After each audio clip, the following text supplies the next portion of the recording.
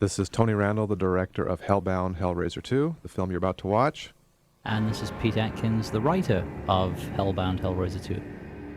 What's your pleasure, sir? If you have a stereo equipment here, this entire sequence is in mono, and the film actually does not go into stereo until the Hellbound main title comes up, so you may want to listen for that.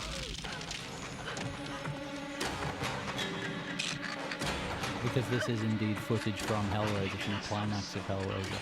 Right, and this is actually the last piece of film that I ever physically edited myself.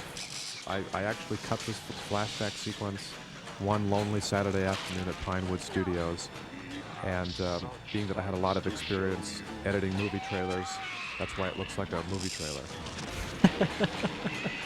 And makes a very handy header for the next movie.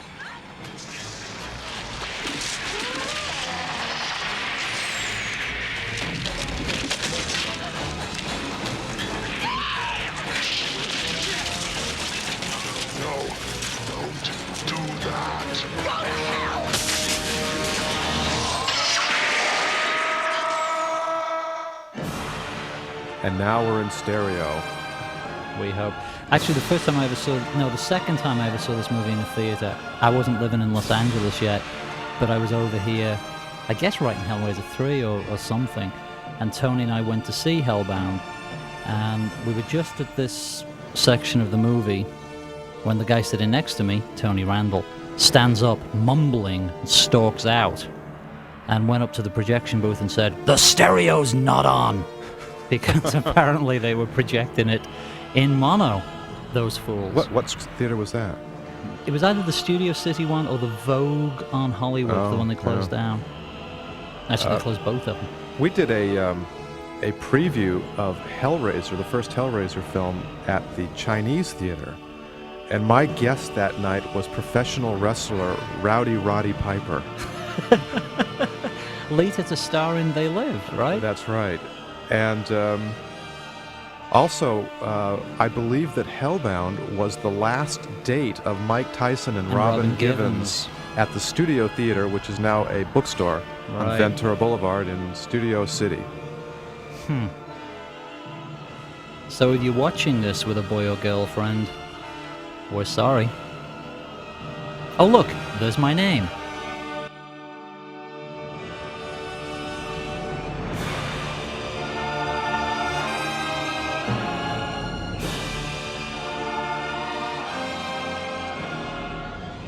And there's yours. And there's mine.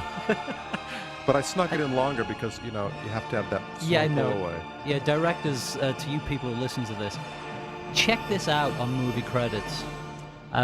Because the various other guilds have now achieved parity with directors in terms of type size and single card credit, what every director does in the editing process is just delay that final card.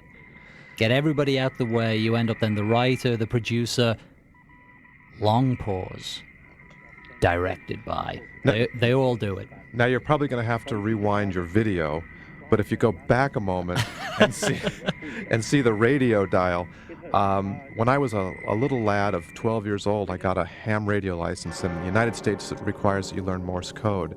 And in my first 4 or 5 films, I always had my ham radio call sign in Morse code. And if you listen carefully, underneath all that radio static, you'll hear it. There's a piece most people don't know. Yeah, that's true. That's a kind of audio Hitchcock appearance. It's the equivalent of a cameo. Remember what happened on this scene? Yes, you tell it. Yes, okay. This was a scene when I had a horrible fight with my transatlantic girlfriend and actually broke up on the phone, and then went and shot this scene, feeling completely miserable. It turned out to be one of the more stylish moments in the film. Thus proving that pain does produce the best art. That's what they tell us. We found.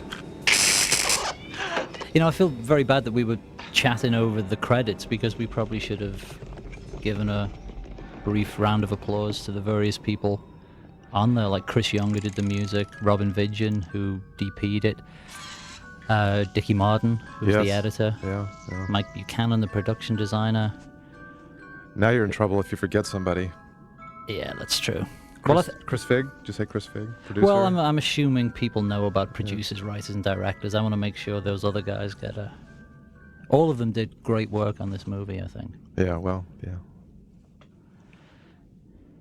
And of course, this chap leaning down here and getting skewered is an old friend of mine from Liverpool, Doug Bradley, who I'm sure needs no introduction to the people watching the tape. But some of you might not know that Doug and Clive Barker and I all started in theatre together in Liverpool and London way back in the mid-1970s.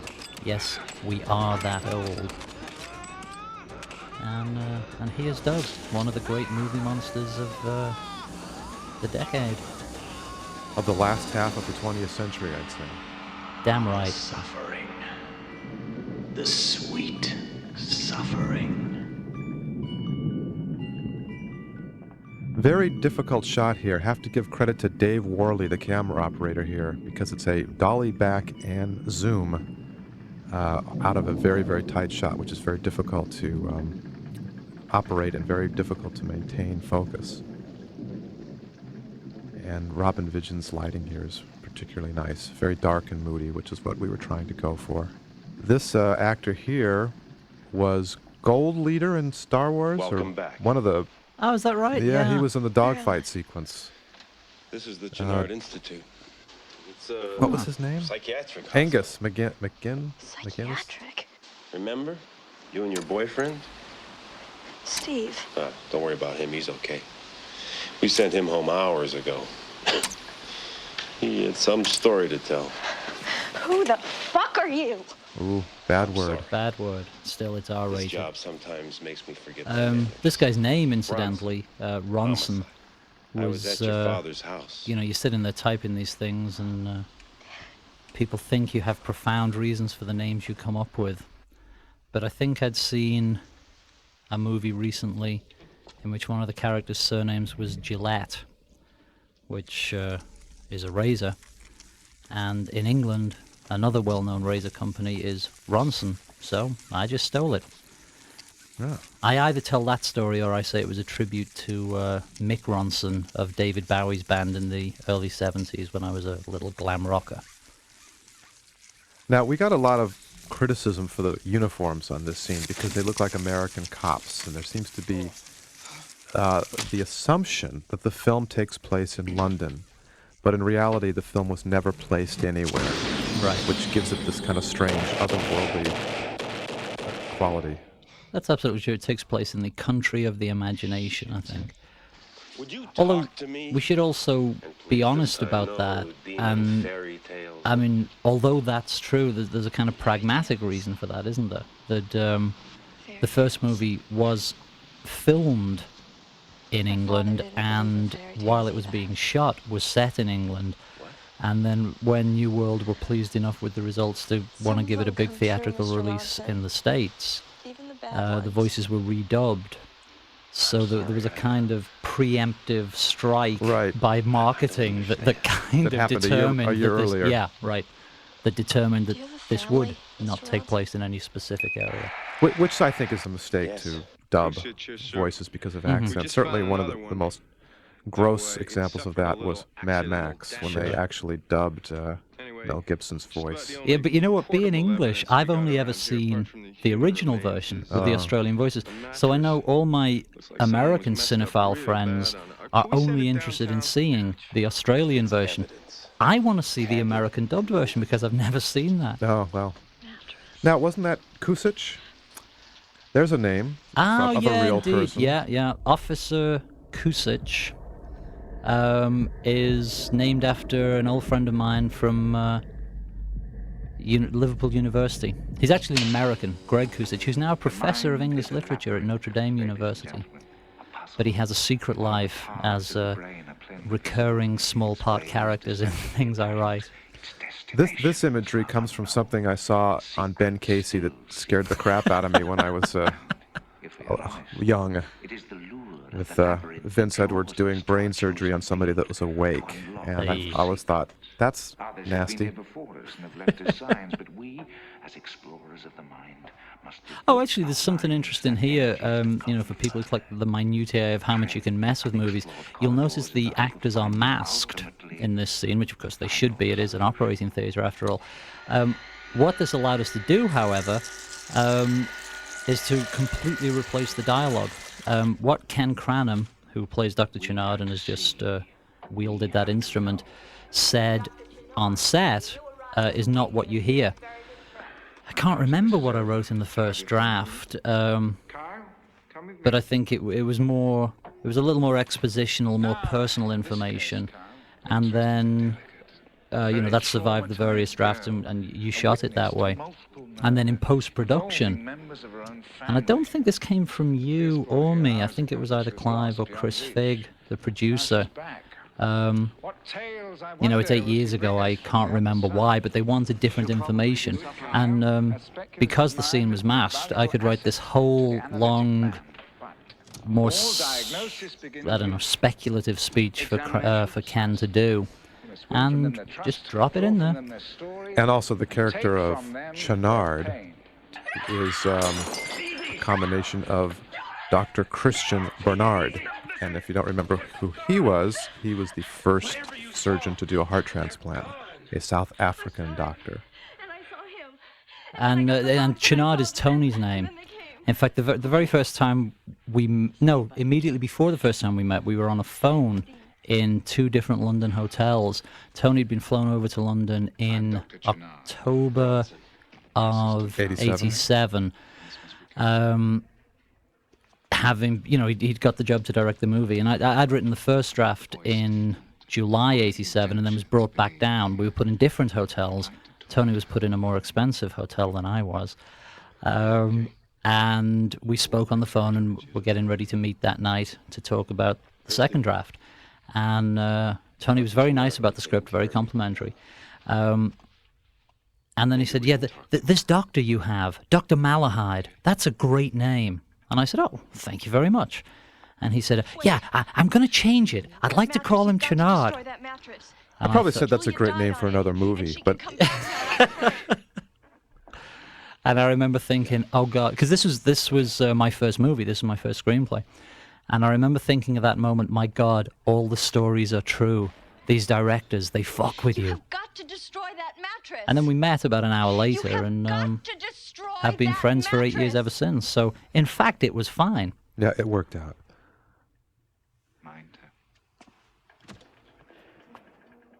And for the record, I like the name Chenard now. It's absolutely who this character is. to help this girl, but I need your assistance. This hospital is a set built built on Studio C or D at Pinewood Studios. Yeah, this is all sets. Designed by Mike Buchanan. One of my patients. Kyle will give you something to help you sleep. We shall speak tomorrow. And I'm sure most of the audience for this Laserdisc will be Americans. And some of you might know Pinewood has a very illustrious history in English movie making. It was where Michael Powell and Emmerich Pressburger shot a lot of their movies. Famous things like Matter of Life and Death, Life of Colonel Blimp, The Red Shoes, probably the most famous of them. And in fact, a lot of people at Pinewood, I must name no names if I'm going to tell this story, but remembered working with Powell years before. And one of my first great disillusionments was when I asked a venerable craftsman who'd been based at Pinewood for 40 years if he'd ever worked with Powell, and he said, yeah, and what a bastard that guy was.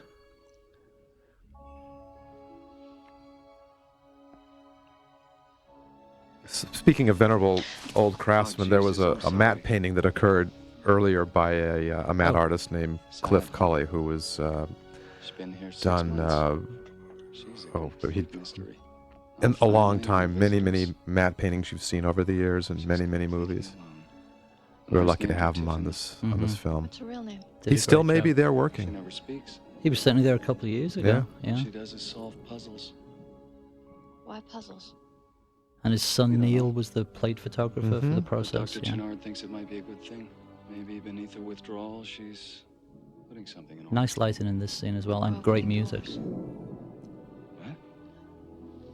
Doesn't matter. Anyway, let's concentrate on you for the moment. Was there a I want significance you to room take a couple of 107? minutes. Yeah, but I'm not we're not crazy, allowed Kyle. to say. No, You that's, remember? I It's not forgot. gonna help. Sorry. Only to help you sleep. Actually, I think there was. It was either Still your on hotel job. room or my hotel room.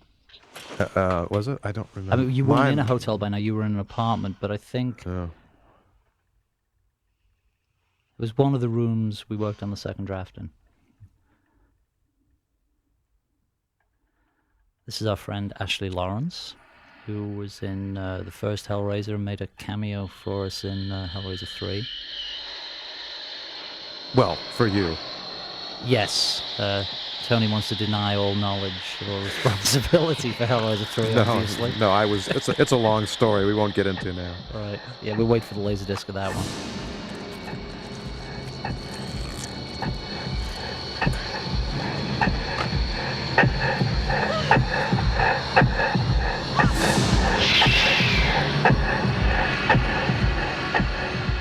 Actually, saw a little sculpture of this scene for sale in a now out of business bookstore called Forbidden Planet. Yeah. Of that image with Frank.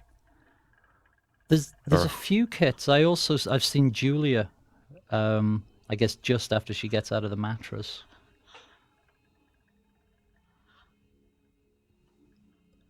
Now here's an instance where credit has to be given where credit is due. The reason the camera is circling around Ashley like that is because I made a mistake and crossed over onto the wrong side of screen direction. So my camera operator saved me on that. And now, the moment where she puts the finger to her lips was actually a suggestion by Robin Vision, the camera, the DP. It's actually in the script. Really is. It is? You bet. Well, boy, my memory is... But you know what? All that tells you, dear listeners, is that Robin was paying attention to the stuff between the dialogue, And I wasn't. and Tony wasn't.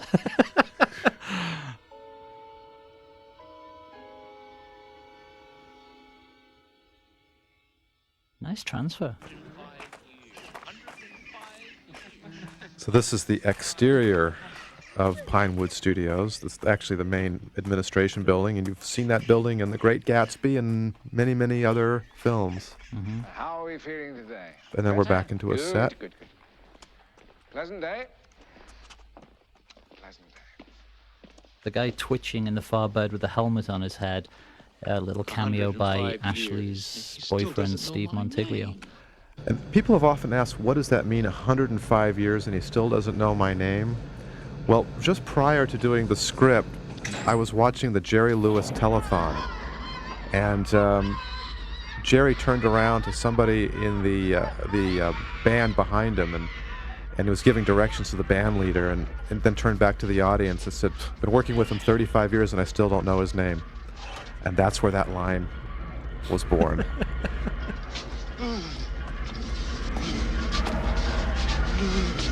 Oh, we both used to imitate that guy a lot. Yeah. We've sort of laid off that the last few years. That was the accountant. Yeah, right. Forgot his name, but that was our production accountant. John? Don't remember. Please! Get them off me!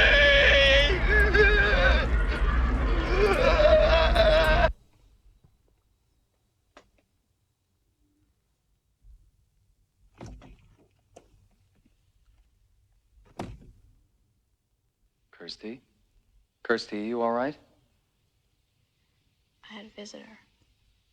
What? The guy Here? playing the scene with Who? Ashley here is Bill Hope, who was in Aliens or Alien. I can't remember. Aliens. Mhm. He was He's alone and he's still suffering. Gorman, the one that gets knocked out at the beginning, Right, and right. basically is asleep My for father's a good dead part of and the he's movie. alone and he's still suffering. Yeah, he's the Marine sergeant or commander. Or Oh, he's head the of one who Marine- loses Dr. it. And Chenard, I'll Right, get yeah. Dr. So, yeah. Chenard Ripley to has take it to- easy. Right, I'm sure he right. can help. what the hell are we talking about their movie for? He got He's taken not to asleep hell? in this movie. No.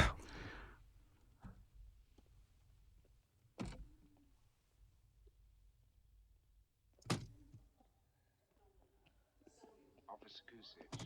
Yes, Dr. Chenard. You've spoken to Ronson. Yes, that's right. The mattress. No. I'll meet you by the side entrance. No, no. My house. And of course, the mattress became a device for bringing back The our house. monsters. Not the hospital. Right. Yes. Fine. Thank you. Dr. Chenard? This all must have been going on forever. Kirsty? Part I know about. The part that destroyed my family. That must have started with my Uncle Frank. Brother Frank. Now this is interesting. It This was is him footage that was and my shot for father's Hellraiser, wife. but not That's right. used in the finished movie. A right? wedding scene shot and not used. That's right. It was Frank and Julia. I don't know when, but they must have been with each other.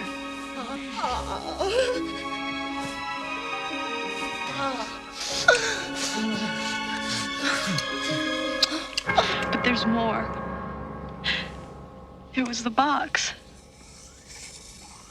It was a puzzle box. And Frank must have solved it. It was a gateway. Hell was what he wanted. And hell was what he got. A different actress. Right, yeah. Two female Cenobites for the price of one in this movie. And to this day, we're actually not sure why she was recast. I don't know. Right. Don't know. She's came Clive's back to cousin, in life. fact. We're talking about Grace Kirby, I believe was the name of the woman who played the female Cenobite in the first movie, who you just saw briefly. And Barbie Wilde plays the female Cenobite for the most part of this, for everything that was shot for this movie. And I think Grace was Clive's cousin, or something like that. To make him stronger. So she could have him again. Kirsty, it's Frank. Again, a sort of note from across the Atlantic for American viewers. Both Claire Higgins, who plays Julia, and Ken Cranham, who plays Chenard, have gone on to very illustrious careers on both English television and on the stage. I'd leave them to Frank Ken if was they in a left me alone. very well-reviewed I ran production to of one An daddy to get Inspector out of there. Calls recently. Out of that I think he house. came to Broadway with it and When I got toured there, America. oh And They'd Claire was murdered with the RSC for several Frank and seasons. Julia. They'd taken his skin. You see, unlike us, those people only do And horror given it to movies for the Frank. money. Come to daddy. Not that there's a lot of money to be made in this, but Frank betrayed her and left her to the Cenobites. It's nothing personal, baby. She died on that mattress, and the Cenobites came.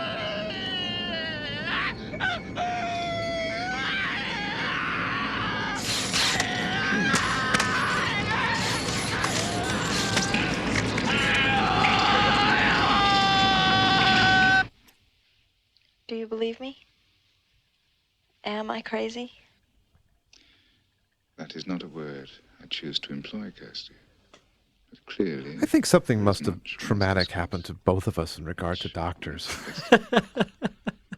Much I have to do. This doctor's a little bent. we like him. And he smokes. We always like doctors who smoke. Oh, they always do. Yeah. Well, that's actually because my Your my plastic surgeon No, smoked? my plastic surgeon. Thank you very much. My father's heart surgeon was a chain smoker. That's what. Ah, right. Another wonderful little set here by Mike Buchanan.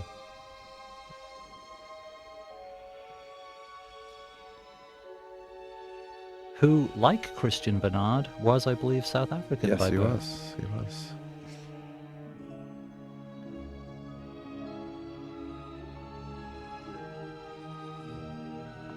Yeah, this room was called the Obsessions Room. Right. Because the various pictures and documentation on the wall are supposedly reflective of Chenard's lifelong obsession with the occult. You can catch quick glimpses. I don't know. I mean, we had Crowley on the wall. We had a few other things like. Yeah, it's all part of the subliminal atmosphere. Subliminal atmosphere. There was actually a big light outside that set to create that bright light coming through the window, and it was so hot that it actually felt like the California sun. And I was so you felt homesick? I was getting homesick and cold, so I would stand in front of that light and imagine I was at home. Hmm. Weird.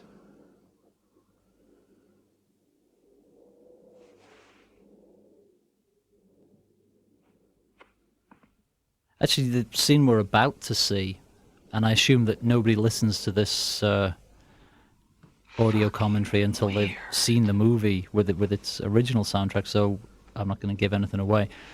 But the scene this is about to become, which is a very, very gory scene in which Chenard allows a patient to slash himself to pieces with an open razor. That's a great shot, by the way. Yeah, I've used it several other times. Yeah, the bell jars, the boxes and the bell jars. But the scene with the open razor was a little lesson to me about the power of images. Because I remember back when I was working on the first draft, before I'd met anybody,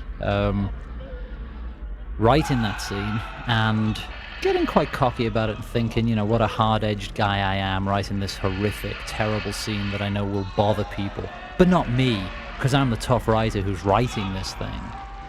And cut to 6 months later, and I'm down at Pinewood.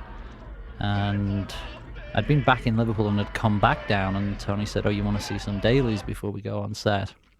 And it was the dailies of that sequence. And I tell you, it was one thing to write that stuff, but it was, you were shooting by 7:30. It was probably 7 o'clock in the morning. I was watching the dailies of the guy with the open razor, and I felt sick. Yeah, and actually, a lot of the people watching the dailies were really disturbed, and nobody was talking to me for about half the day, as I remember. Been into this shit for years.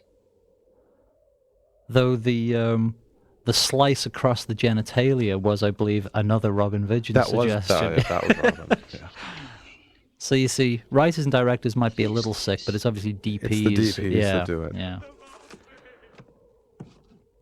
This scene coming up in the rated version is much tamer than what we're about to see. I actually saw pretty much the rated version playing on syndicated television one Saturday afternoon, which really, I have to say, bothered me a lot. Yeah, well, I mean, another story. I didn't know. I grew up in England. We have a fairly similar rating system. Please, sit down. But the equivalent of your R is an 18. And what that means in England is that you don't see the movie if you're under 18. And I always figured R meant the same thing. Obviously, as you all know, it means, in fact, as long as an adult is with you. Second unit shot directed by Chris Figg. As long as an adult is with you, you can see the movie. So, again, the first time I saw this in the theatre, there were people bringing 7-year-old kids in. And I was shocked. Yeah. I wanted to tell them to leave, that this movie is not for 7-year-olds. I, firmly oppose censorship, but I am kind of in favour of classification. And keep your kids out of this stuff. Because it gives them something to sneak out and see anyway. It helps them develop their own... Right. That little glint on Chenard's face was... took a little bit of trickery from our friend Robin again. Created a little lighting effect for us. And as disgusting as this is, it's really...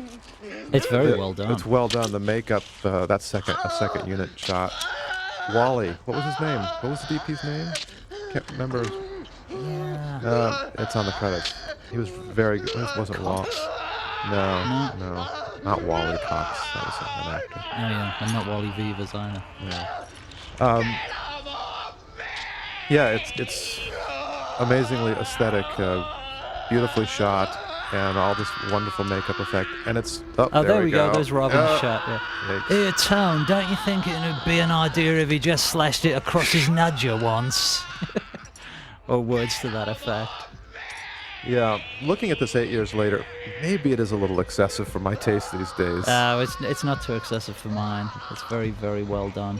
And the only people that should see these movies are people that like these movies. And I happen to like it. Look at this. This is great. The steam is great. And watch her eyes pop out. This is my favorite moment. Yeah, Wow. that was shot in reverse. An early morning suggestion by Chris Figg. He said, Tony, why don't you shoot that in reverse? And we did. So she's actually starts with her eyes open and then drops into the muck. Oh, maybe that helps give it the slightly magical, weird feel. Oh, look at this. Yeah, this is actually...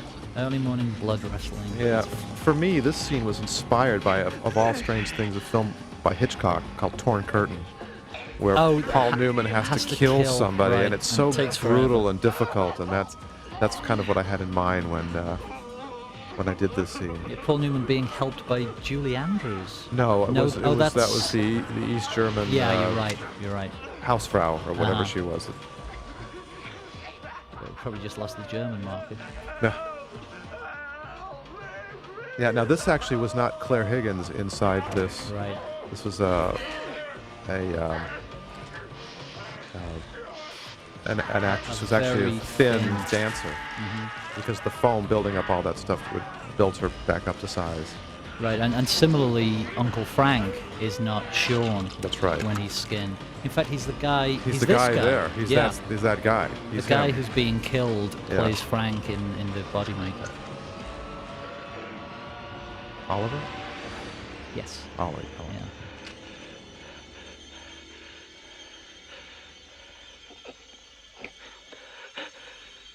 Very nice look from Ken.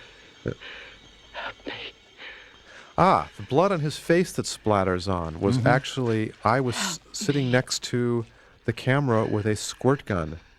Ah, so that was personally administered by the director. Personally administered. I shot it and got it on the first take. And then I did it again in another film recently, and I can't remember what it was or where.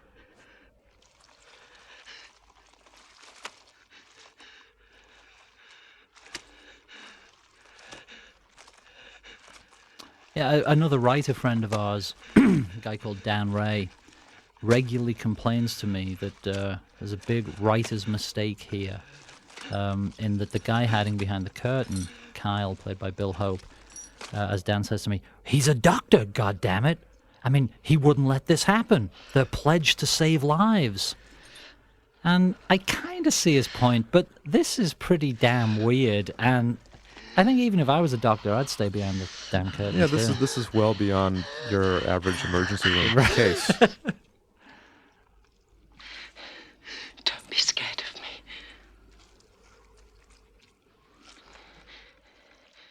me. I always loved the way she stood up. Yeah.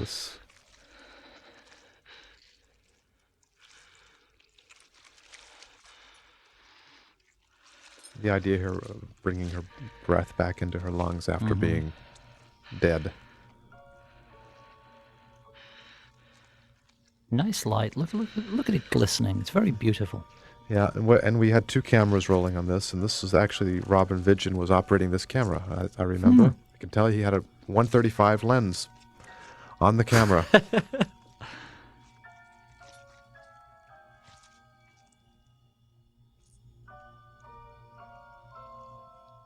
I can be technical too. You know, the first draft was written on a Smith Corona portable. What was the second draft written on?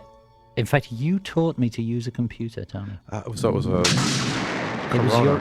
It was your compact, I Corona. think. What, really? Yeah, it was a knockoff of a compact. Yeah. Huh.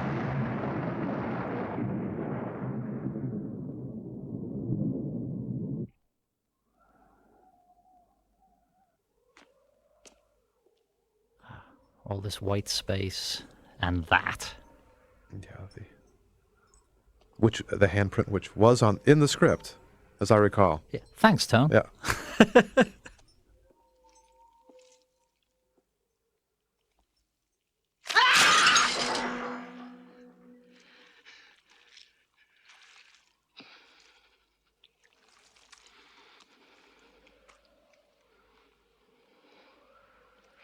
I'm cold. You loved those heaters. Yeah, in fact, I bought them, have or- one. Yeah.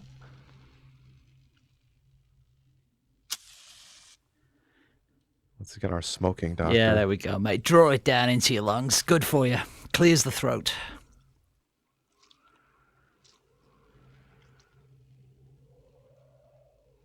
Well, Yes. Yes. You look strange, No, you look... surreal, nightmarish. no. No. You look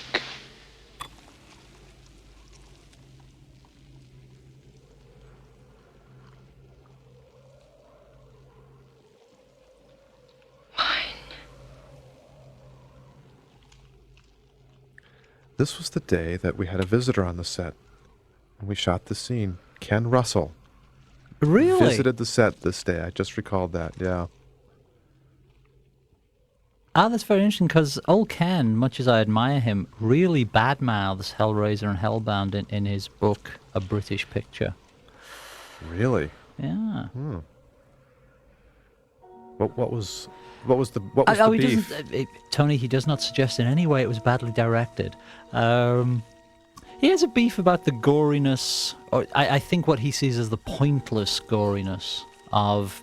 He's specifically mentioning Hellraiser and then says, you know, a little tossed off aside, and the sequel, Hellbound, was even worse. I don't know. But, you know, for a guy who courted outrage himself, I was a little surprised. I also think, but then I wouldn't I, that the gore in these movies is far from pointless. Yeah, well, he did smile when he was on the set, so I assumed he thought he was in the right place. Okay, good. there.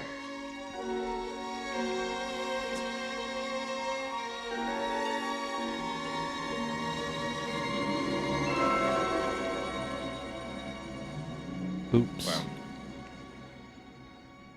Well, Nothing to do with the direction, Tony. What I meant was that's what's going through Chenard's head at this point. Oh, right. Here we... She can't mean... That. This is a it's about a 360 degree dolly around, which is, there's lights going on and off all over the set to achieve this lighting effect, and it's pretty invisible.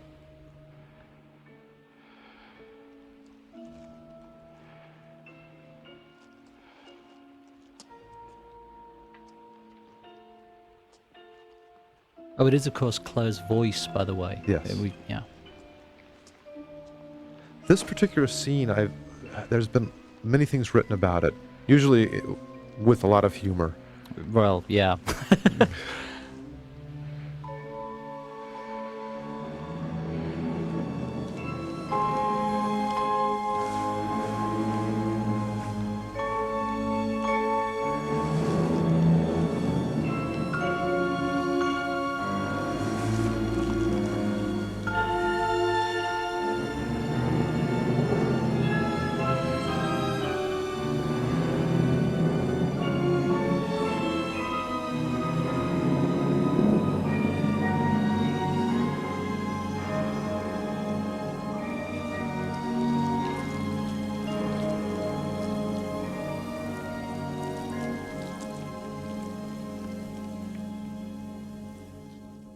now all we need is skin.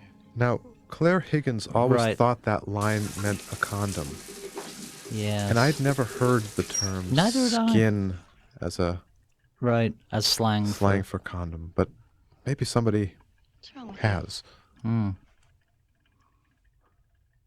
It's all true. It's all true. Get dressed. I gotta get you out of here. Shit! I'll get you clothes. I can do that. I'm a doctor. One of the few actually intentionally humorous lines in the film. She was horrible. She had no skin. No skin. Julia doesn't deserve to come back. Ashley looks great in men's clothes. She should wear guys' jackets more often. Fair.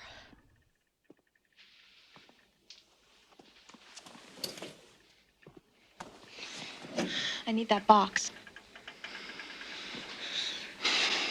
Ashley's been working a lot Gennard recently. has She was boxes. in Lurking Fear, which I'm sure you horror After my fans out story? there have Yeah, I seen. think so. She just made a movie called Livers Wait a Ain't minute. Cheap. What do you mean I'm going?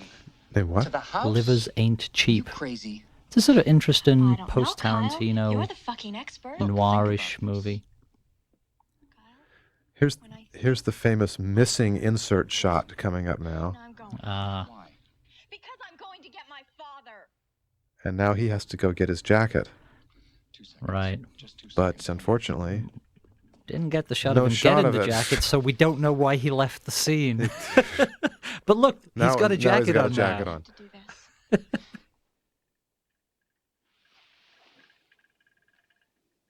I know. From the young lovers to the old lovers.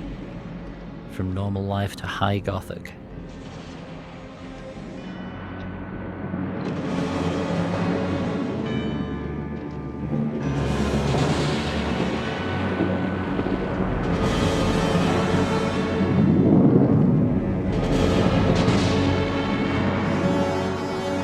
Closed set that day, right? Yeah, closed set usually means everybody shows up.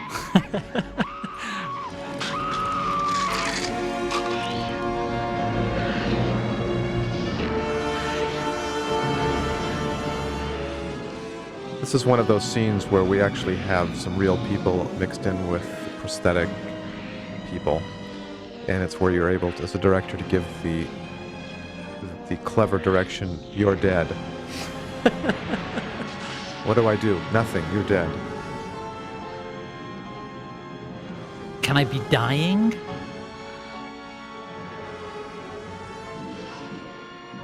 That shot, I believe, was shot in post-production. Hand coming out with, Is that right? yeah, to better explain That what had she's happened. drawing life Right. from these 4 victims. Do we have... I can't remember. Do we see that he collects them from the hospital? Do we go back to that downstairs corridor? No. Because they're patients, of course, aren't they?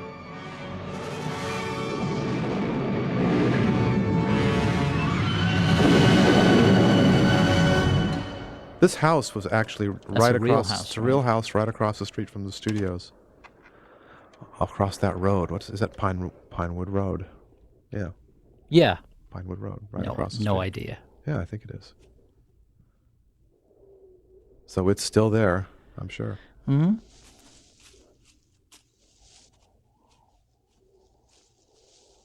This little sequence here, I believe, was shot second unit while we were off doing something else. So this was Chris Fig. Nice job.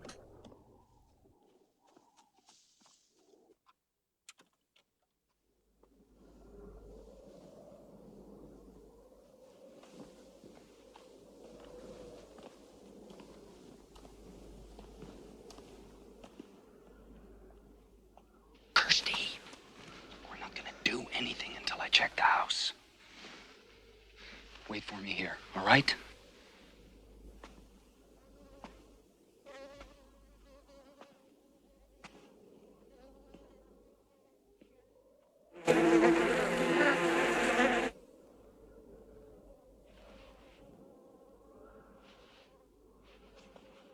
Oh, you don't want to be doing that, mate.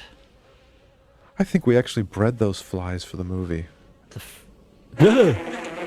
Shh. Yeah, the fly wrangler. Sorry I startled you. I had to stop you going in there because I knew you'd cry out. It's just terrible. Is it still here? I don't know.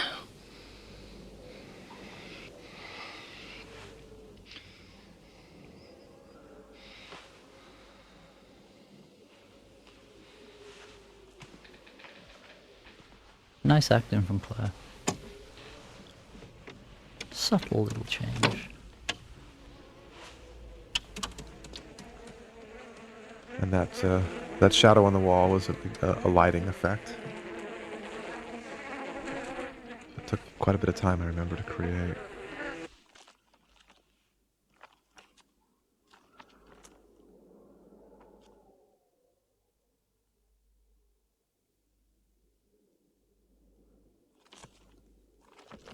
What was this called? This kind of... Phrenological diagram? Right.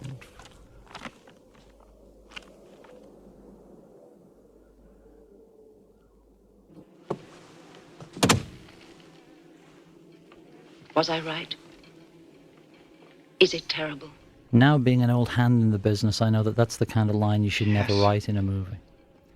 Because it allows the audience the chance to shout out, back. yes, it's terrible! Yeah. And never use the word turkey in a movie. Right. Come here.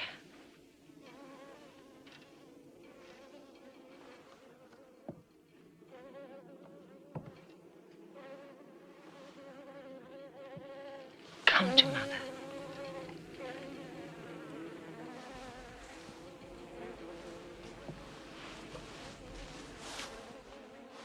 What's your name? Kyle. I'm Julia. I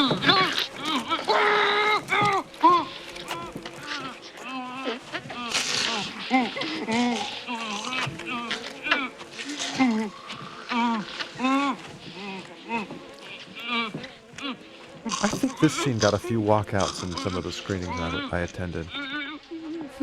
Really? This was the one that really... More so than the mattress scene, interestingly enough.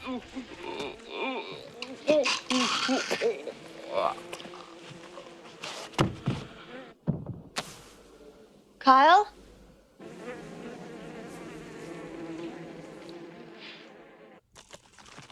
Correct me if I'm wrong, but wasn't the English officer backstory created in this film? Oh, yeah, yeah, absolutely. Created in this film, and then carried through on number 3. Yeah.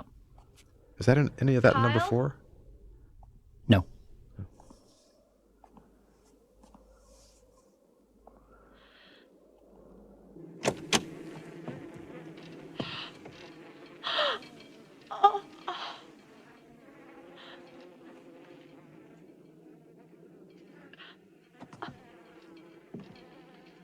Not again.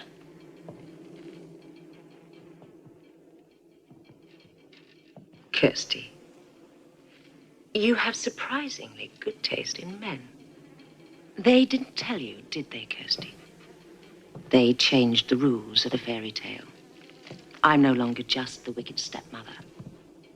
Now I'm the evil queen. So come on. No! Take your best shot, Snow White. Julia? Now it's my turn.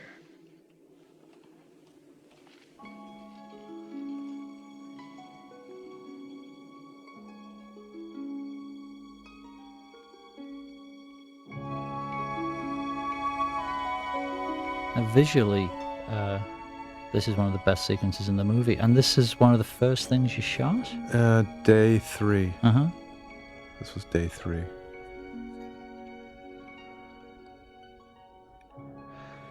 Often people have asked about this puzzle box and if it actually exists and how are the movements done. And for the filming, there was probably about 5 different ones. The one that she was just holding there is a solid box. And then there was various other boxes that did specific movements, but each box did one particular movement, either with servo motors inside the box or by being manipulated from underneath. This set is on about a 4-foot riser, so we have technicians underneath the set controlling the movement of the box on certain movements, which we'll see coming up.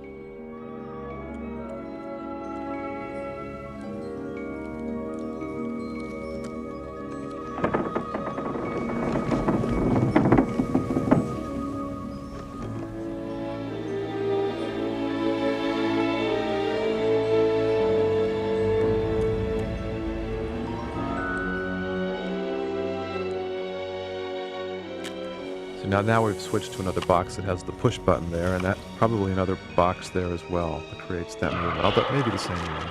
Right, but there's no single box No. that does all those things. No, there isn't. Right. You're sure this is what you want? It's what I've always wanted. I have to see. I have to know.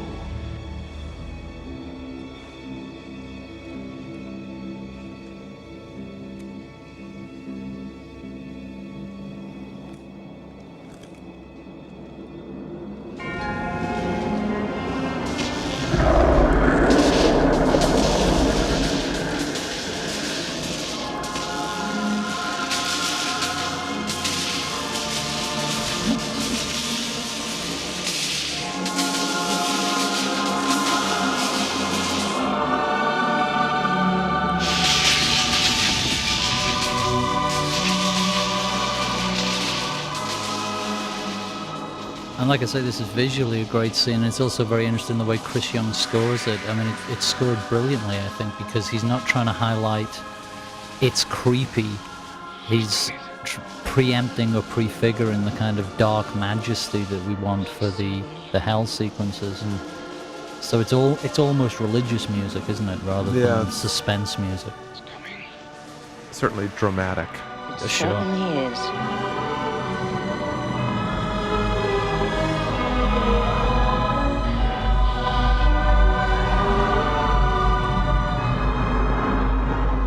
Obviously, lots of lighting effects and wind machines and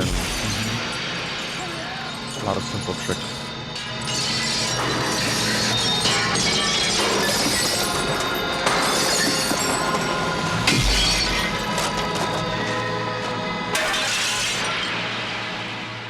Just blow the hell out of that set.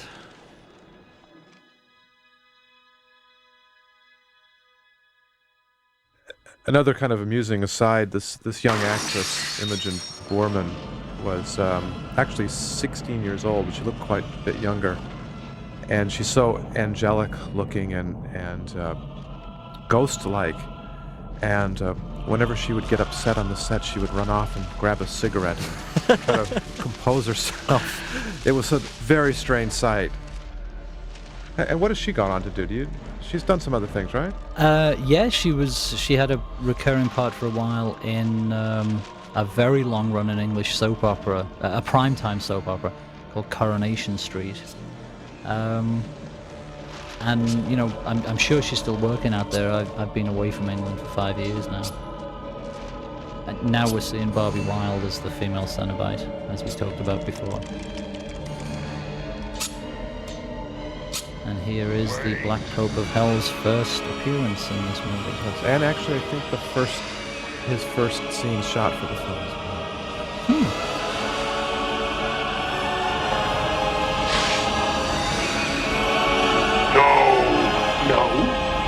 No! It is not hands that call us.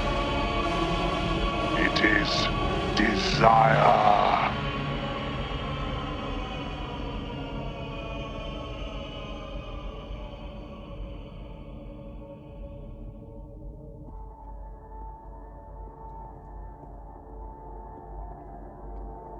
This material was the very first stuff shot for the film. This was day one, my first directing. Right, because yeah, this was not only my first screenplay, but it was your first directing job. Now, how nervous were you in the car from the apartment to Pinewood? Were you? Well, actually, we started filming a half a day early, so we good. started filming in the afternoon of the day right before we were scheduled to start shooting. There's one of those underfloor manipulated boxes. Right. And I think after I had, severe bowel problems, I was probably fine.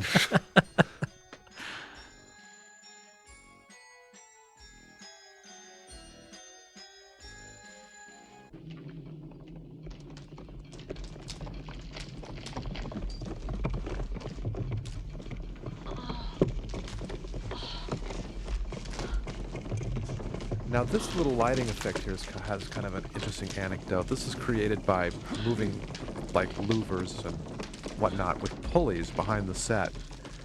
And there was I guess he was a grip. His name was Wazzle, but I'm not sure what his actual name was. That was his nickname. And Robin Vidgen, the DP, decided to play a little trick on poor old Wazzle, and what he did while he was doing the effect up and down is he quietly emptied the entire soundstage of people. So Wazzle was back there going up and down for about 10 minutes before he realized everybody had gone away. Nice one, Robin. It probably only cost New World about $5,000 to do that. Joke. Here's one of Cliff's matte painting, Cliff Cully. Very nice.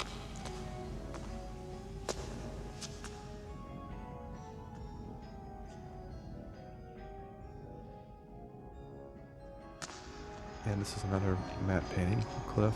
That actually, the camera position here was on top of the 007 stage at Pinewood, which was the stage built for, was it The Spy Who Loved Me? Which one had the big submarine? I think it was that one, yeah. Yeah. In fact, all the Bonds, until very recently, were all shot at Pinewood. Yeah, so the 007 stage is the largest stage in Europe, I believe. This entire sequence was created in post-production. It was actually written as something completely different, where we introduced Tiffany earlier on, escaping from the mental institution, and she's pursued by a couple of orderlies, and in just cutting the sequence together, it just did not work. And this was created in post by a little brainstorming with Clive, Pete, myself, and Richard Martin, and Chris Figg. I remember one day just coming up with this thing, and it actually worked out quite well. It's a nice sequence. And just to show, that everybody can contribute ideas to a movie, the clown's eyeball hitting his hand was Floyd, the storyboard guy. That's Floyd I believe Hughes, that was his idea. Yeah.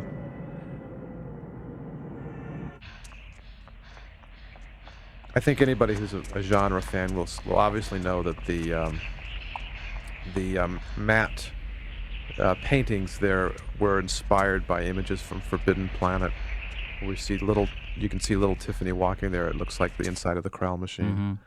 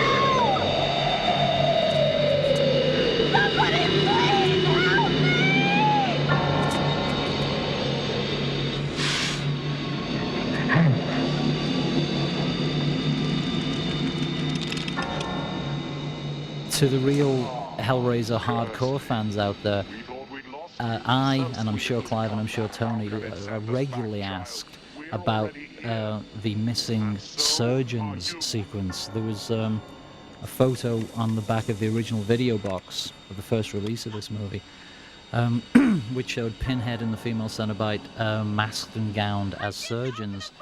And among some sections of Hellraiser fandom, this myth has grown up that there was this amazing scene that was so weird, unpleasant, and dangerous. Really? There's a myth? There's a myth of that? That it had to be cut from the movie. And the truth is, sparing neither my blushes nor Tony's, that scene was shot, and the reason it's not in the movie is that it's bloody awful.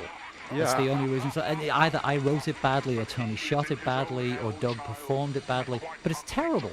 And that's the only reason it's out of the film. I would have never worked again if that scene had appeared in the movie.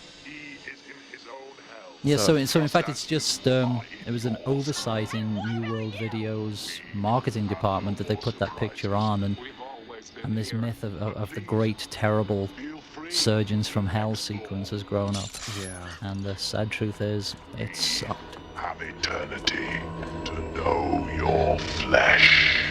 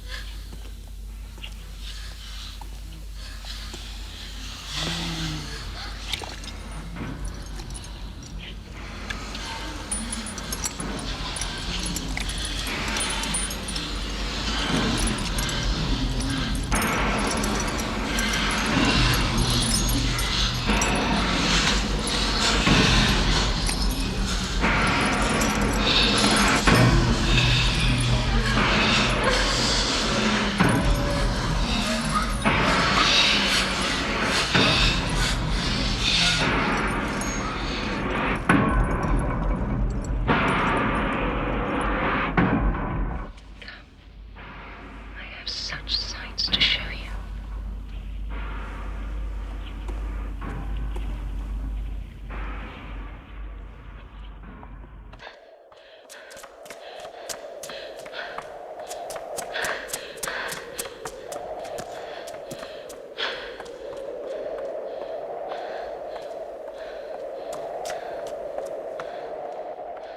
Yeah, here you're going to see another thing that's been written about a lot.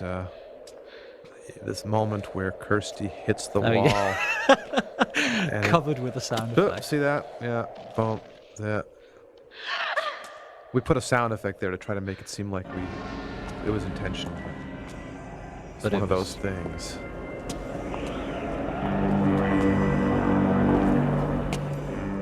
I love the colors in this whole sequence.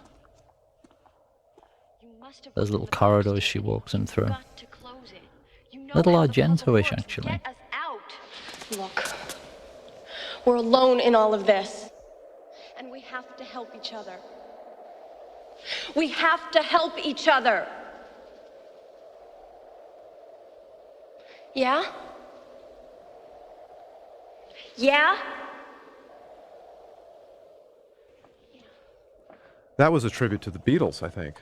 Yeah. Oh, in fact, didn't we have... There were 3 or 4 tributes to the Beatles in this. I can't remember the other ones now. Because in case you can't spot the accent, I'm from Liverpool. As are Clive Barker and Doug Bradley. So in fact, if we had a 4th guy from Liverpool to work on this series, we could be the Cenobeatles. That's true, yes. Well, you can be an honorary Liverpudlian. I guess.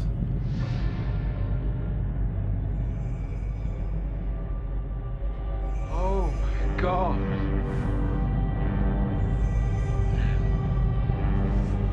This is mine. The God that sent me back. The God I serve Talk in on the this internet is world and I yours. read a lot of the stuff. They're wondering what all this was. Pete, you wrote the place you or wrote what it. she's saying. Well, actually, I was going to say one thing, and I actually wasn't going to them because I thought it sounded too much like blowing my own trumpet.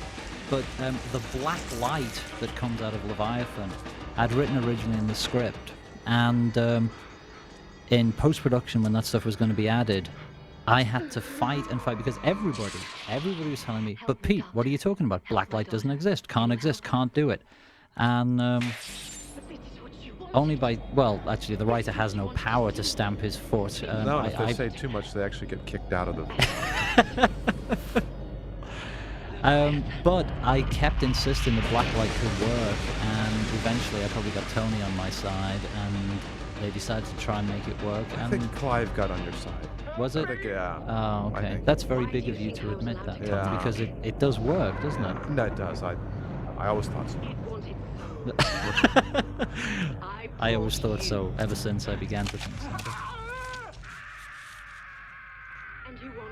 One of the most enjoyable days I had in London was when Jeff Portis and I on a Saturday morning went around to all these surplus medical supply stores and purchased all of this fun stuff that he and his merry men put together. Yeah, Jeff is, or was with Image Animation, which is a Pinewood-based special effects company. He was Bob Keane's partner for the early days of the company. And this is how a Cenobite is made. Sugar and spice and all things nice.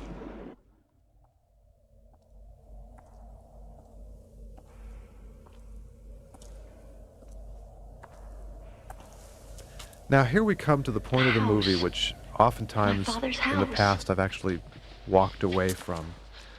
Because for me this part doesn't work, and I'll explain why. That in the original script it was written that she would actually find her father and rescue him. And because of business reasons, they were unable to make a deal with Andy Robinson to play the part.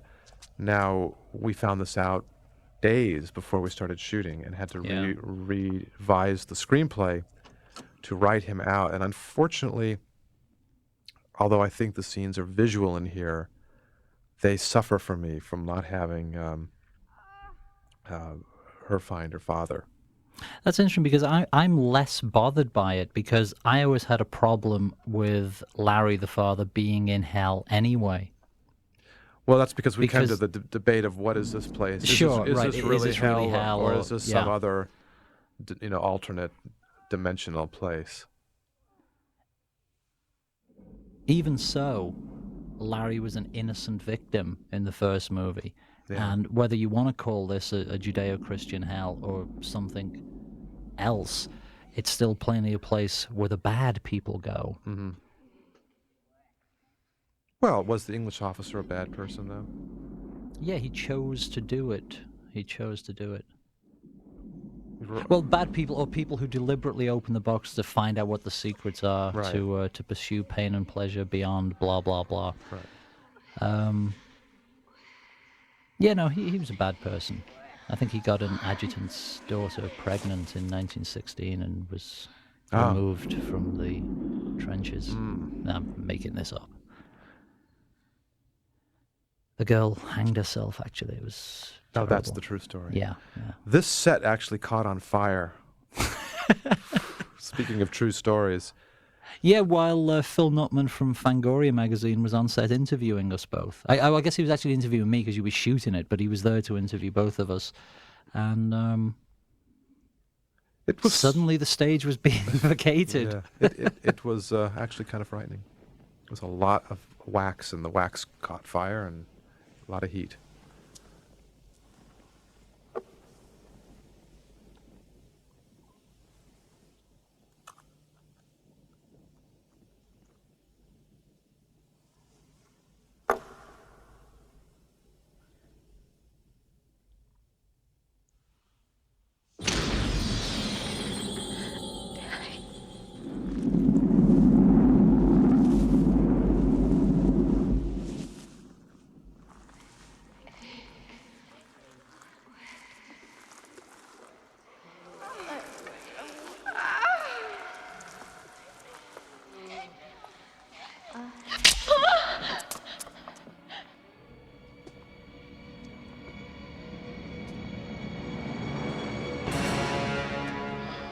What's the matter, Kirsty?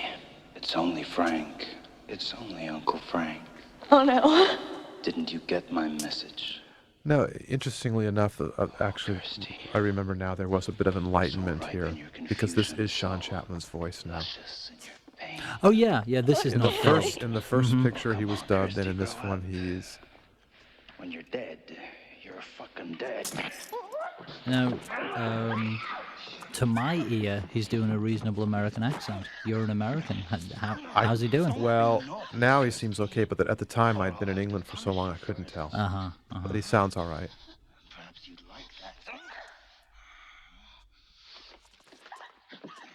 Now, this is not Sean, but wasn't Oliver? Who was the moving man? The moving man. Oliver. Ollie Parker. Oliver Parker, right. Oliver Parker joined Dog Company, which is the theatre company that Clive and Doug Bradley and I and a couple of other people from Liverpool had formed in the mid-70s. In 1980, I quit the company to go back to Liverpool and try and make a living as a rock and roll musician. Failed, by the way. And Ollie was my replacement in Dog Company. We auditioned people. It was such a close-knit company that I was actually in on the auditions, so I was auditioning my own replacement. Okay. Ollie was in Don't Dog hurt Company me. and was I'll do given anything. small part in both Hellraiser and this. He's in this film? Yeah, he's That's the guy who right, gets sucked into the mattress at the end. That's right. But since then, Ollie's gone on to have quite an impressive career as actor and director. He just directed a version of Othello with Lawrence Fishburne. How about that? He's in this film? I can't remember. 8 years ago. Yeah, right.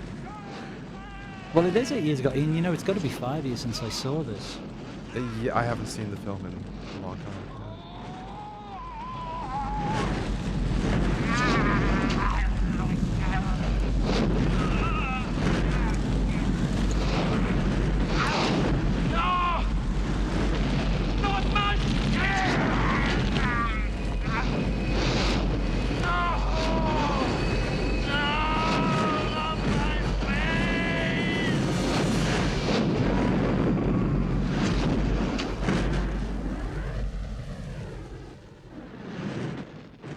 Well, well.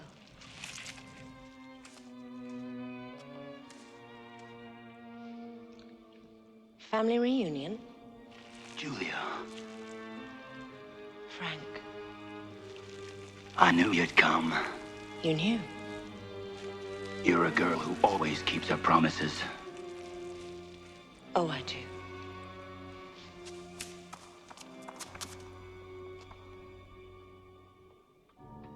I do. I know just how much I mean to you. Come here. Kiss me. And then we'll have a real family reunion. Not only did you set the set on fire, but you set Julia on yeah, fire. you burned Yes, Claire's back in this. Yeah. What's about to happen? Yeah. She didn't complain, but I think she hated me from then on. Right. Yeah.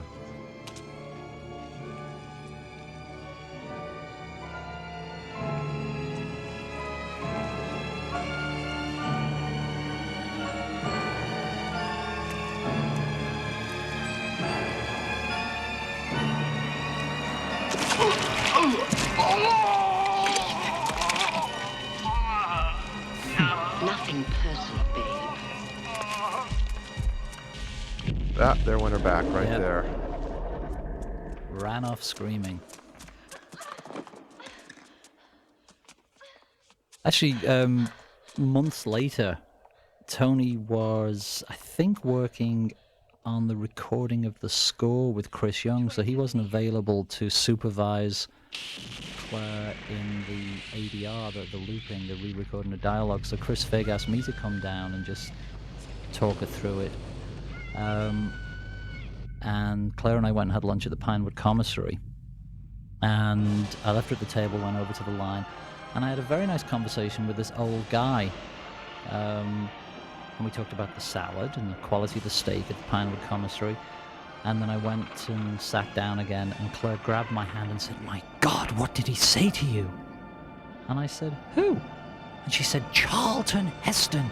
You've just been talking to Charlton Heston for 5 minutes." And I'm afraid I hadn't recognized him. This camera angle and well, basically the camera angle here is the night before I shot the sequence, I had watched Dr. Strangelove. Aha. And if you see Sterling Hayden with the cigar in his mouth talking to Peter Sellers about the water. Right. It's sort of inspired by that moment. One of my favorite films of all time. Uh-huh.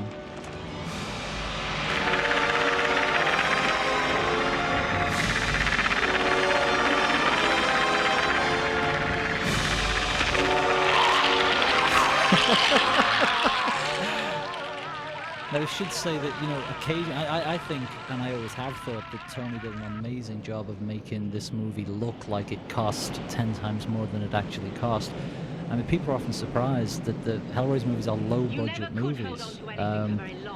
But occasionally there are moments where the budget does still cause pain.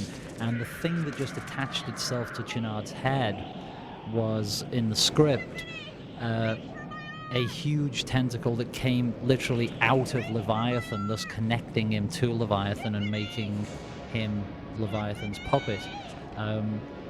But we couldn't afford to show it coming out of Leviathan, so it's this kind of vague cross between a huge penis and a dental instrument that just attaches itself to his head, and we don't really see where the other end is.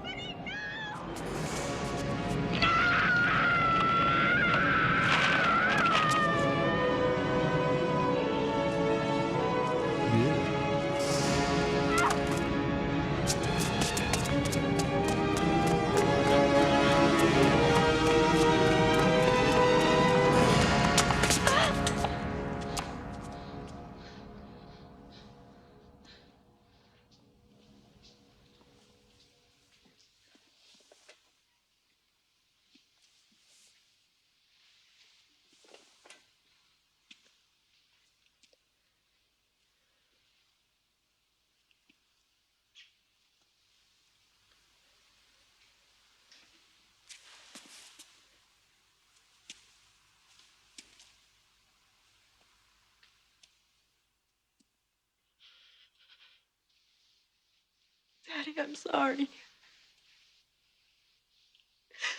I'm so sorry.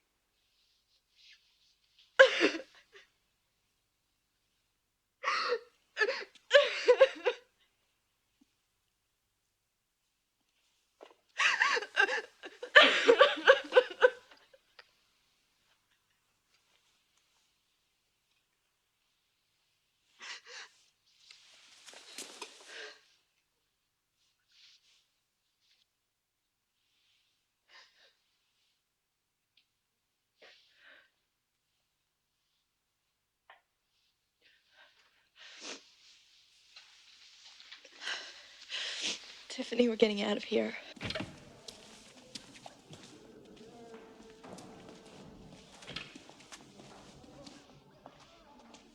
Now, from the cut at the end of that scene, that's where that legendary Surgeons from Hell sequence would have taken place. There was a whole chase down the corridor. Yeah, in elevators, and Chatterer pursued him to the elevator, got his fingers chopped off. That's right. That didn't look so good either. Right. Yeah. It was all part of the one long sequence, wasn't it? Yeah.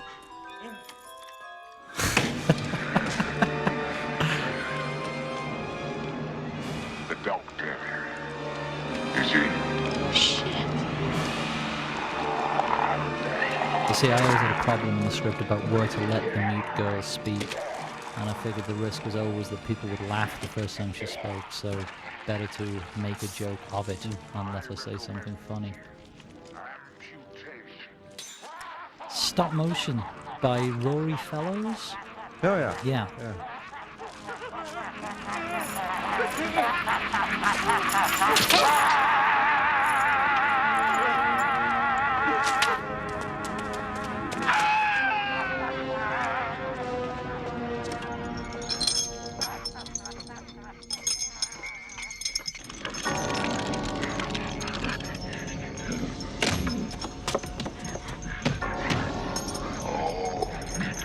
No boxes. Such a shame. We had an actual accident on this set where Nick Vince, playing Chatterer, gets skewered and ends up spinning around on a pole, and the freakish thing happened. We had one of those hooks that's flying around in that set, which were actually quite sharp. Some of them flew right into his mouth and embedded itself in the roof of his mouth, I believe. It was not a pleasant moment, but he survived. Yeah, Nick's a trooper. He went on. Even in hell.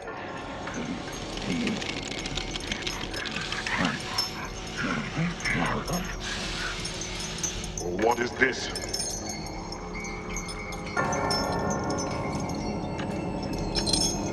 Someone else, do you think, escaped us?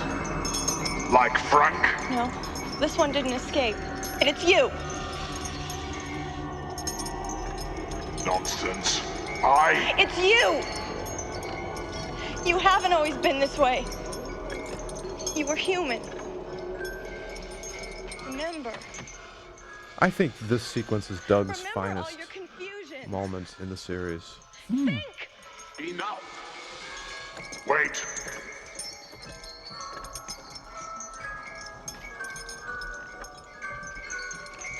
I remember. You were all human.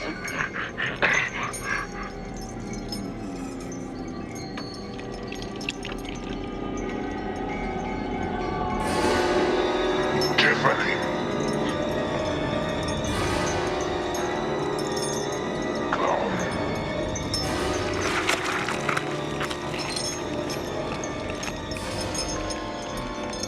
Come. Tiffany. I'm your doctor. I'm here to help you.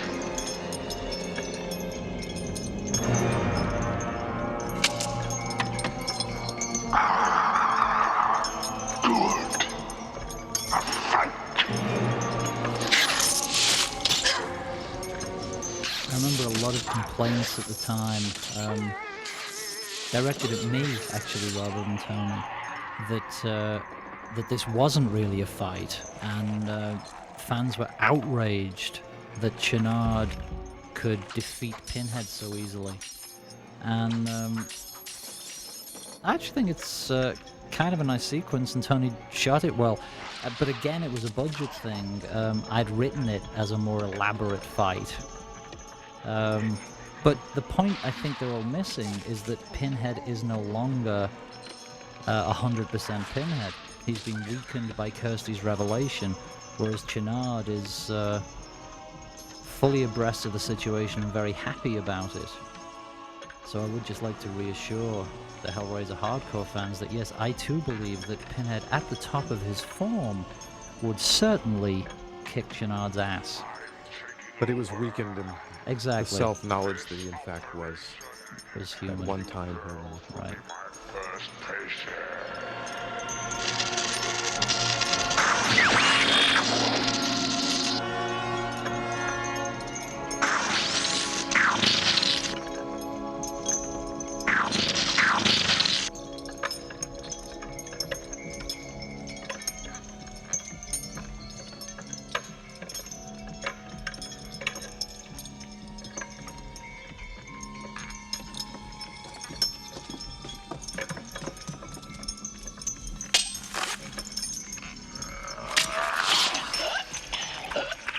This moment barely appears in the rated version, as I recall. I remember having to do a lot of editing here.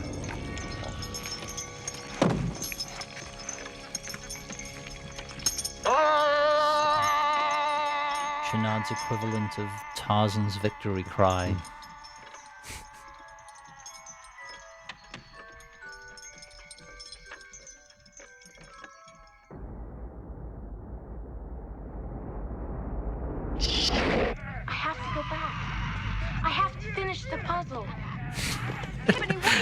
Chaos in the hospital corridors here.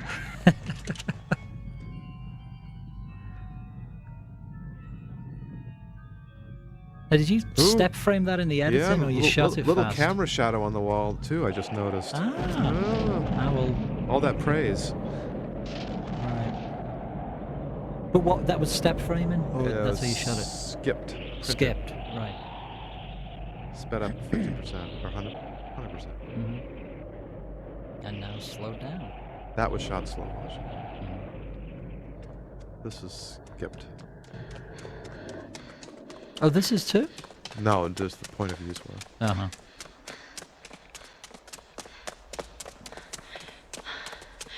Tiffany, what are you doing? What is this thing? What does it do?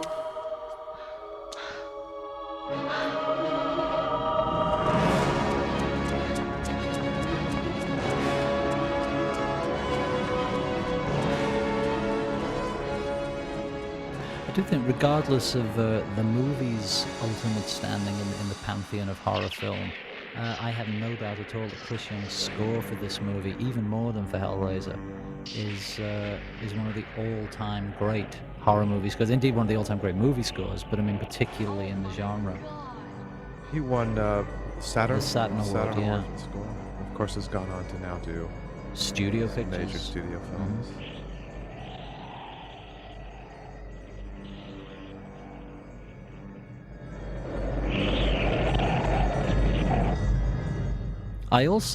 I heard a lot of, let's be charitable and say, influence of this score in a lot of movies, bigger movies that came out over the next 3 or 4 years. I think there were a lot of composers were listening to what Chris did on this movie. Well, there was. This isn't. I've read in magazines the comparison of the Hellbound score to the Batman score. Sure. And that struck me when I saw the movie, and then in various music magazines, there's been letters written, which I read.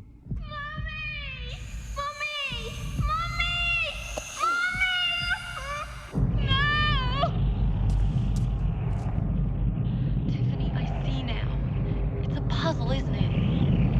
It's a puzzle.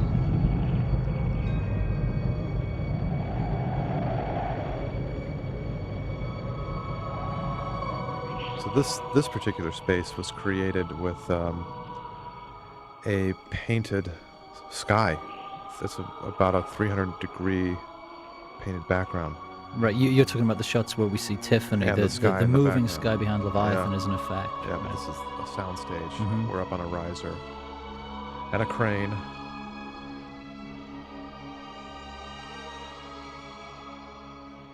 Yeah, and the flying Chenard we're about to see was an English stuntman called Bronco. Who about broke his neck on this. Well, actually, it was Ken Cranham had severe neck spasms after the first day of this.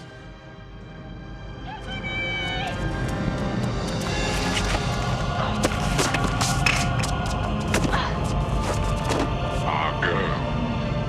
And how are we feeling today?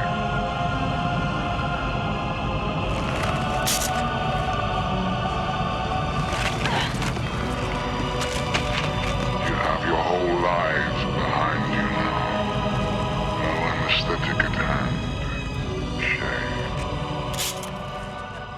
That was Bronco, right? Yeah.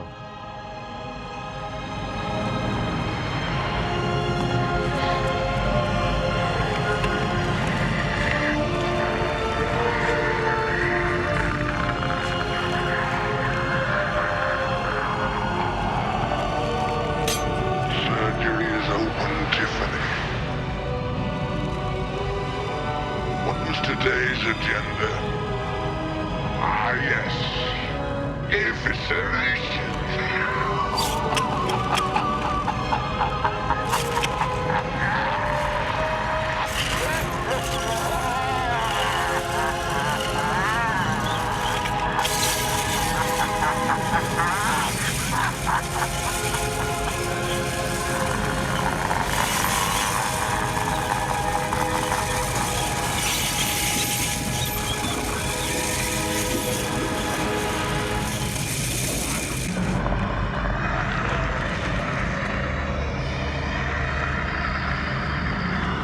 I knew you'd come back.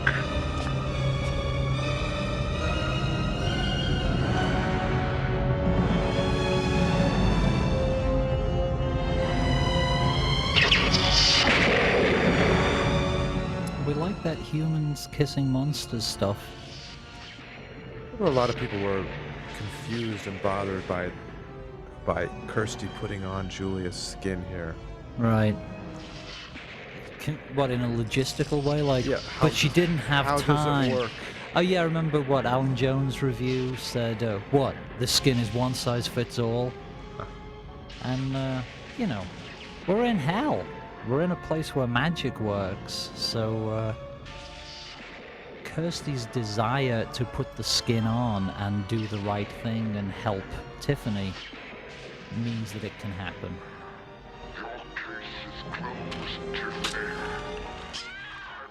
I think a lot of this was shot We had to go back and shoot some of this. Yeah. The sequence wasn't working when it was originally. Right. Well, this whole thing here, ending with the semi-decapitation of Chenard, was all reshoot. What happened? We didn't get to see shit like this, basically. I don't know. Were you shooting it at the end of principal photography? Yeah, this was shot around the second week. It wasn't at the end. We ended up going. Well, for whatever reason, we went back towards the end. Inserts and things. We did a lot more. Yeah. I mean, basically, we were talking about Chenard's destruction there. This is all first unit, first sequence Right. stuff. Yeah. It was just that destruction scene. Looking at this film now, realizing just how much there was in this film. There's a lot going on. Yeah, and it strikes me yet again that it looks a lot more expensive than it was. Now, what was the final budget? I know that like $4.5 million. The stock market collapsed about a week before you were going to shoot, didn't it? And so it's like 4.5. The pound to dollar rate. Yeah, it got. Yeah, so it cost even less than we thought it was going to. We had less money to spend than we thought we were going to have. So it's a low-budget movie and looks pretty good.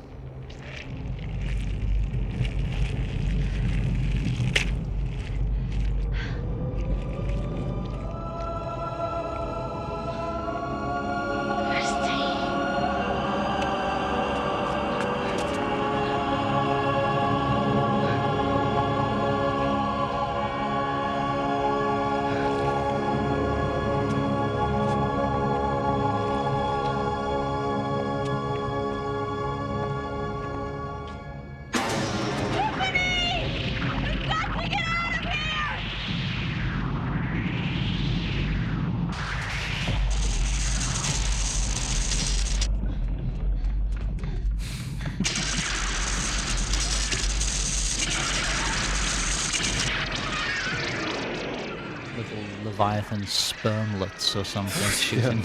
With nasty faces. Yeah, right.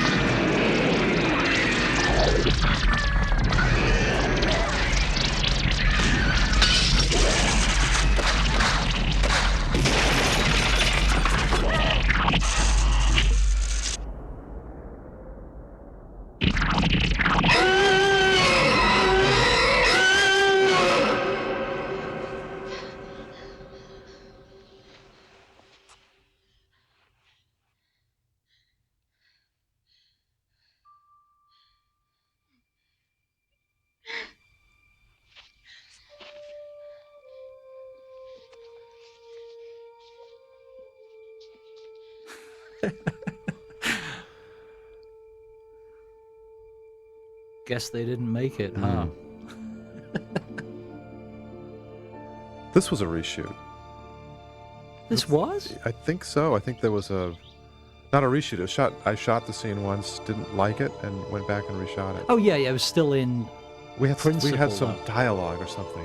Oh yeah, God knows we don't want that. They were talking. They talked to each other, and we thought, oh. You hated that. I remember getting to ride this crane, and it's kind of scary when you're up there. As long as you keep your eye on the camera. Yeah, right. That's what happened. I took my eye away from the viewfinder and suddenly thought, Jesus Christ.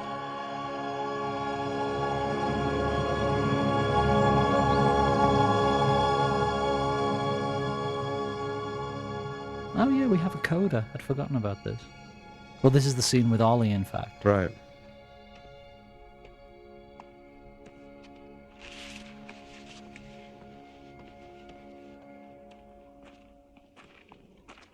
Whose is all this shit?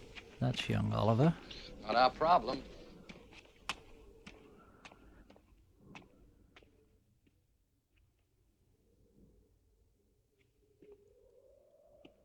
Now, there's an interesting thing here as well, and again, I assume I'm speaking to people who've seen the movie at least once before they're listening to this, but as you know, this hapless workman is about to get sucked into the mattress, and rising from the mattress using his life force or whatever is sort of all-purpose torture pillar from hell. Now, originally, what rose from the mattress was Julia. Not skin Julia, but Julia looking fabulous in a black dress, ready to renew her work on Earth. And a couple of reasons why that didn't happen. Claire made it quite clear to us that she didn't really have an interest in becoming the female Freddy Krueger.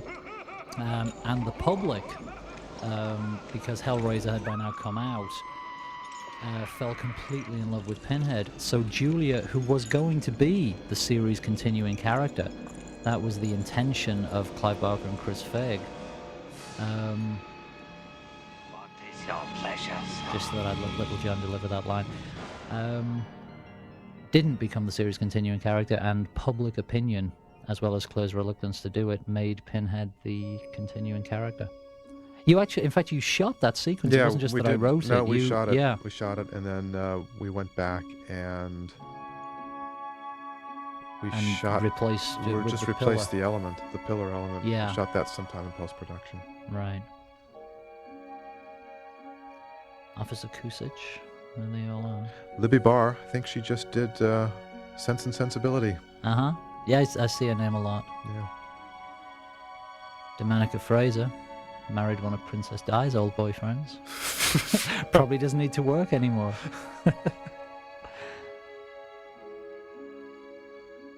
Who was the guy who gave you vodka thinking it was water? Oh, that Gavin? was Gavin. Gavin, somebody listed as a production assistant. One day I was taking vitamins every day to keep my... Tony is teetotal, by the way. Otherwise, there's no point to this story. Yeah, don't drink at all. And asked for my glass of water and vitamin after lunch. And Gavin came back with what appeared to be water and vitamins, and I put the vitamin in my mouth and quickly washed it down with vodka. And was stumbling around the rest of the day, which everybody thought was quite amusing since I'm a teetotaler. And, right. But actually working Which the English find very suspicious, you see, so it probably helped bond you to the crew. Well, and also the crew is... A lot of the crew drink at lunch anyway, which is acceptable practice in the movie industry. Wally Byatt, that was the name you were trying to remember earlier. Second unit DP. Ah, right, yeah. So that was Dear Gavin's probably last mistake in the film industry. No.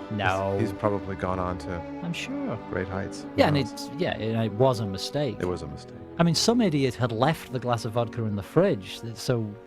Gavin didn't know that. There's the unit driver, John Collins, who unfortunately died of a brain hemorrhage a couple of years after this was made. He was in an auto accident and then about a year later died.